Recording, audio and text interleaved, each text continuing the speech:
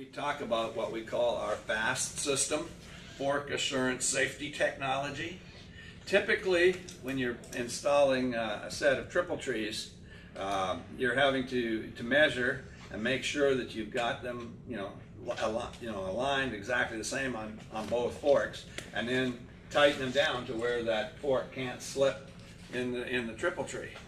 If you've ever had one slip, you know that is not a good thing, and I know of a couple people have had that happen.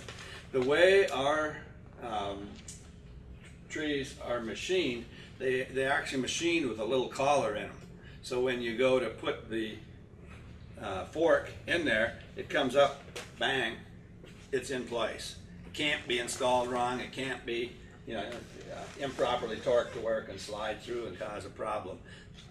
So it's a nice little safety feature. It's also makes for ease of installation because the technician doesn't have to, measure it out. It's going to be there.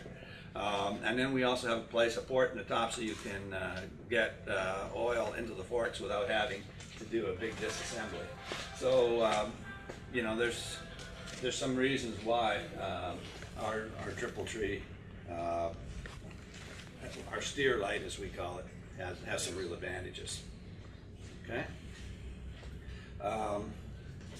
Brakes on the Generation 2 Goldwing and on many of our other trike models, we're using Brembo brakes, which are considered to be, very, very well regarded in the industry. I do know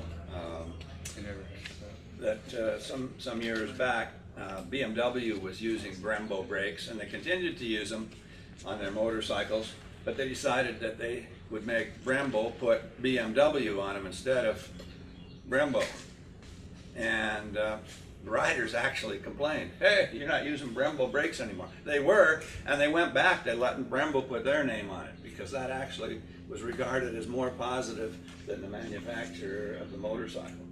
So that seems to work out well. Now, if you've got the older Gen 1 kit on the 2010s and earlier, on that one we're actually using Honda Civic brakes. So it's a different setup. One thing that you will notice on the earlier model of the Hannigan, the brakes work very, very well, but because it's such a big system, the rear pedal will have to travel a little further before the brakes start to do their job. They'll still work well, but you'll find that there's a little more pedal travel. With the Brembos, they're sized for a motorcycle, and that seems to work out real, a little better. Another feature that really makes this trike work very well is our twin trailing arms, which is what we've got here. The trailing arms on the suspension, rather than just an A-type suspension, allows this tire, this wheel, to move back and away from the bump rather than just straight up and down. And that makes a big difference in your ride quality, and particularly for the person on the back seat, because they're sitting right over the axle, and if you've got just an A-frame type suspension, even if you have independent suspension, it's working right underneath your spine. Here with the twin trailing arms, it's swinging back and away, and you'll find that the person, well, both riders, but particularly the person on the back seat, finds a tremendous advantage in using that feature. Less maintenance too. I mean, yeah, really. You don't have ball joint. Right. Well, you don't get scrub on the wheel either. Yeah, there's a lot of advantages to it. You'll notice that we do have grease zerks on that, the front. Really, Dave says we put them there because people wanted them, but and it wouldn't hurt to put a squirt in them every couple of years, but that's got a limited range of motion like this. So they're packed with grease when they come. So I'm sure that there's some out there who that have been on the road for 15 years or more, and without any problem, without any additional grease being applied. But it is there if you want it. And exactly like what you're saying, how the tire moves away from the body. I've had one customer complain about it where he jacks it up, that tire will move down towards the body. It won't hit it, but it'll move towards it. He wanted to know why this one was against the body and the side that was still on the ground wasn't. That's why. I'm not sure I understood the question. When the body's on it, like you said, the tire will move away from the body whenever you hit the suspension. It'll move away from the bum. Yeah, it'll move away from it. When you jacked up, you took the weight off the suspension. It was closer to the body on the side that was off the ground than it was the side that was on the ground.